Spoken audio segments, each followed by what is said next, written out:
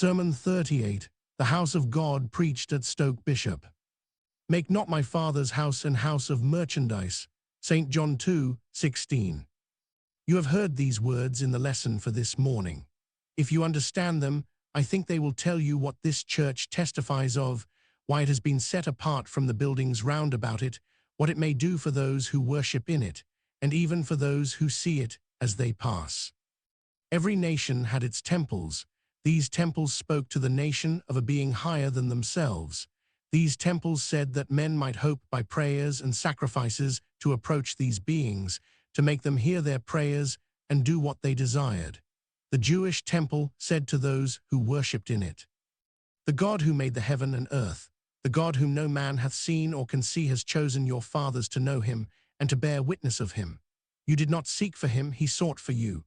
He has desired you to know that he is not like the things which you see and handle, that these are given you to rule and to use, that he is the Lord your God, the Lord of your hearts and reigns, the guide of your thoughts, desires, hopes.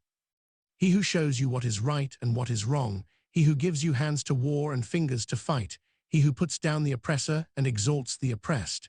In that character above all others, he reveals himself to you. He brought your fathers, when they were a set of poor slaves, out of the land of bondage. He led them through the wilderness. He gave them the land in which they dwell.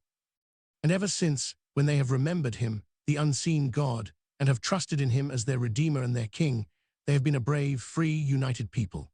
Though they have been insignificant in numbers and in outward power, they have been able to teach the nations round about them who the Lord of the whole earth is, and to raise their thoughts above those idols to which they were bowing down, and to show them that righteousness is the truth for all, and that all unrighteousness must be put down at last.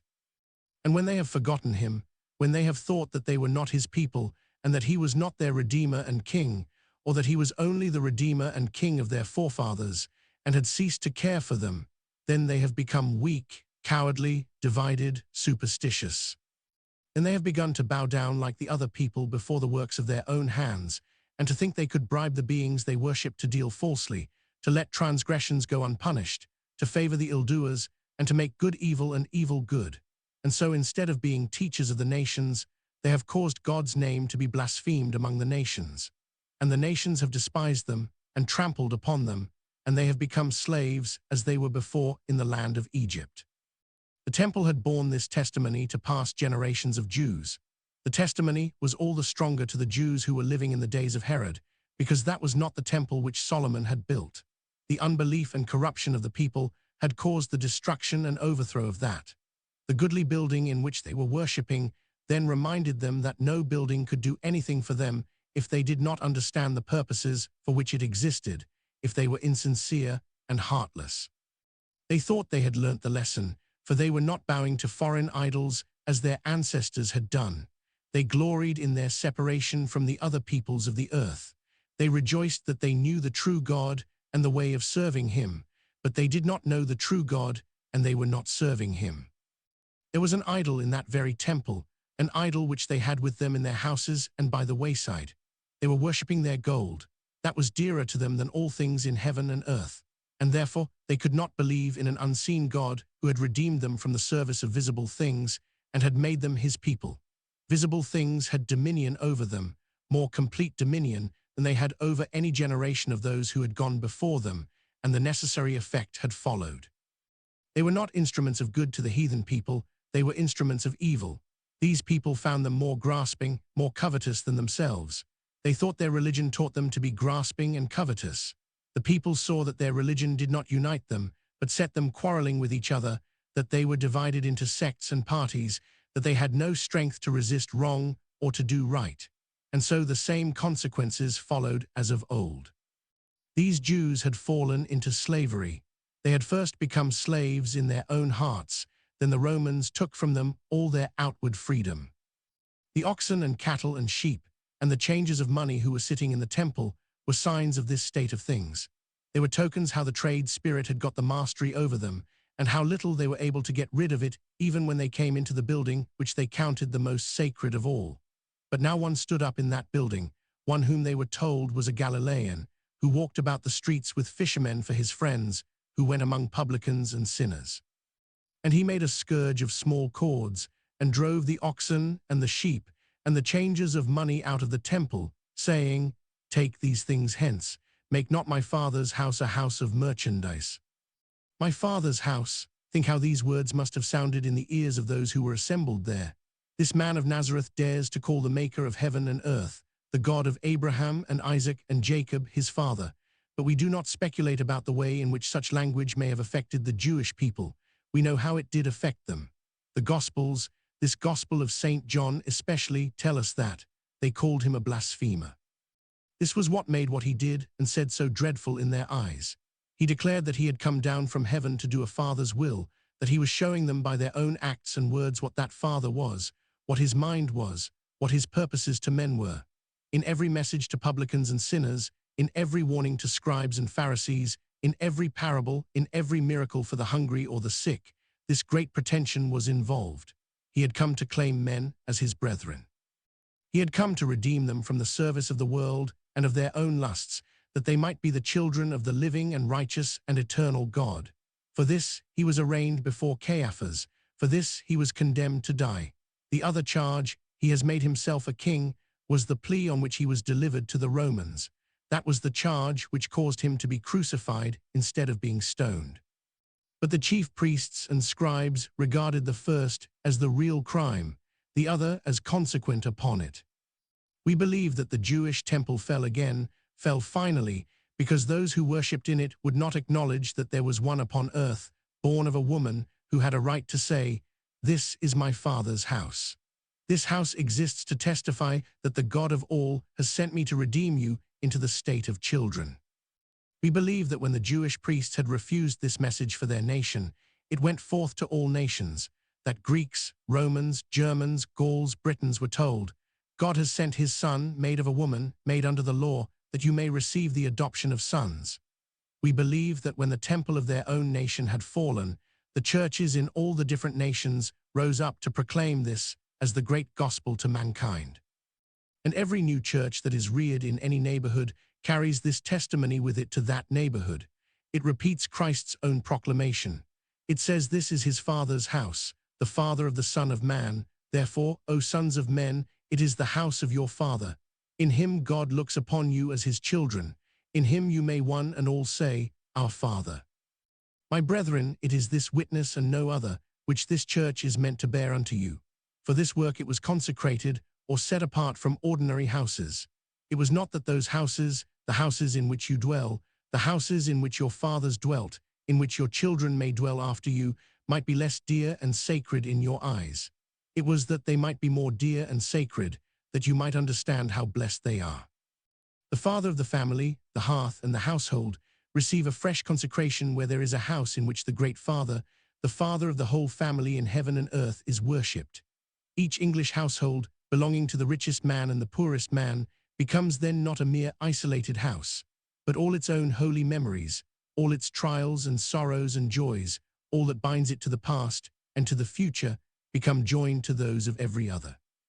The family relations and affections, which are so apt to become isolated, to cut us off from those who have been brought up in circumstances and under an education different from our own, all are so many ties of common citizenship and common fellowship. We cannot spare one of them. Our Heavenly Father has ordered each one of these human relationships. They are images of his divine relationship. He has inspired every one of these human affections. They come forth out of his universal and all-embracing love. So again, the consecration of churches is the consecration of all that we call our national duties and obligations. I have shown you how the Jewish nation fell into debasement and slavery. At one time as much as at another the cause was the same. The visible things which were given them to use as their servants became their masters. In the earlier ages of their commonwealth, the temptation came through the sun and the stars which showed them the seasons when they were to sow and reap, through the animals which worked for them. They supposed that God must be like some of these. In the later times of the commonwealth, it came from the trade spirit. Their buying and selling absorbed their whole souls. To both periods, the description of their own profit is equally applicable. They forgot God their Redeemer, and in forgetting him, they forgot their manhood. The nobleness and freedom which belongs to men cannot remain when they are busy only about things that are beneath them, things that they can hold and grasp, things that are changing and perishing every hour, things that one man has and another wants. When these things get the mastery over us, when our thought is how we can get the most of them, how we can best exchange one of them for another, we do not lose our religion, but it becomes a trading, bargaining religion.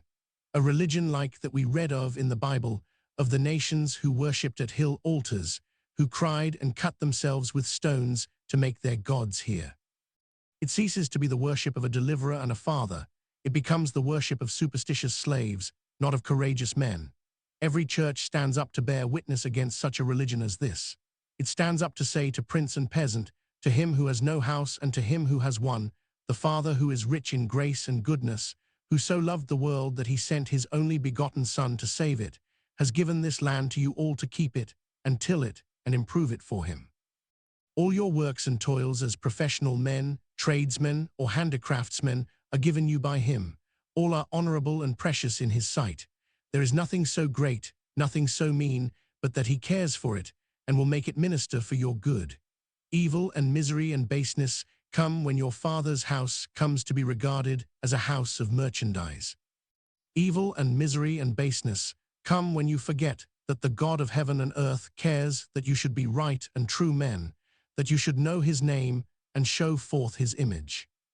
Brethren, for the sake of the houses of merchandise, for the sake of that trade and commerce with which God has blessed this land, and which may be unspeakable blessings to it, I rejoice to see these houses rising up which are not houses of merchandise, but witnesses of a Father.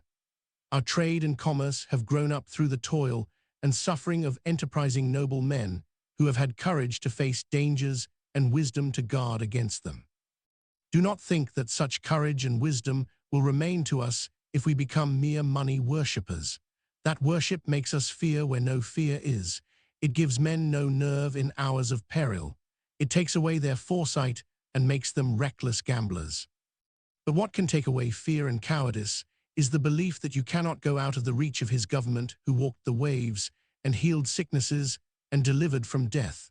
That death and the grave and hell have been visited by him who gave himself for us, and that he came back the conqueror of them all to say, I ascend to my Father and your Father, to my God and your God. What can be a motive and encouragement to men to plant colonies in new lands, or to work as the servants of the Queen in governing, educating, civilizing any race who have been committed to our scepter like this, that wherever we go we may bear witness of a Father who claims men of every tribe and color as his children, that wherever we go we may bear the good news that the earth is his and the fullness thereof, and that he is not a destroyer, but a redeemer and life-giver. Not the favorer of any caste or nation, but the righteous judge of all. Every act of mercy which our higher science is able to accomplish for sufferers from sickness becomes a witness for God. So the work of every magistrate becomes a witness for him equally. So commerce, as it extends the bonds of fellowship between lands and shows how one can give what another lacks, bears a witness no less mighty and effectual. And those who have been doing works in distant lands may return to their own and find again that which has told them in infancy of a Father, still telling of him in their manhood or old age, reminding them that they were signed with the sign of the cross and marked out as God's children and servants, giving sacredness to their early lives and their marriage vow, giving them a sure and certain sign that there is a resurrection to eternal life for them that have fallen asleep, and whose places on earth know them no more. So all the stages of our earthly life on to the last are consecrated. So every beautiful spot in nature, as well as all the forms of art, share in the same consecration, and have that one name of Father illuminating them all. My brethren, I have not thought it necessary to show you that the church in which we worship has any distinctive claim to your affection, because I believe that I am but recalling to your memories what has made it dear to you, when I dwell on the great universal characteristic. When you enter the church, the first words tell you of a Father to whom you arise and go. The next tell you that you may come to him, though you have forgotten that you are his children, and have erred and strayed from his ways.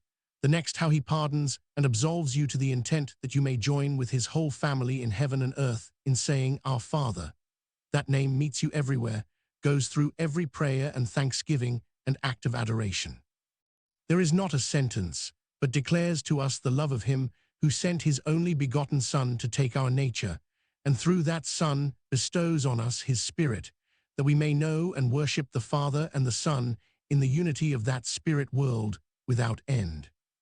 These are the signs that we meet not to glorify our own opinions or our own sect, but to claim all the citizens of the land, rich and poor, as the children of one Father, heirs of one hope, to warn them that all their misery now, all their misery hereafter, will come from not trusting him, from not believing that he has reconciled them, from living as exiles and strangers when he has brought them nigh, from selling themselves to be slaves when he has redeemed them to be freemen. I believe that this is a testimony which the great merchant city that is so near us needs, which the whole land needs, which mankind needs, which each of us needs. Therefore I beseech you that you will bring some of the fruits of that merchandise which may else turn to the injury of your civic life and your national life, which may be a canker to eat up your nobler inward life, which may make you less of Englishmen, less of men, to the support of this house, which speaks of a Father who will make the gold and silver, and the stone and the iron and wood, all to serve for the good and glory of his creatures, and who will make those creatures themselves into a more glorious temple, in which he himself will dwell for ever and ever.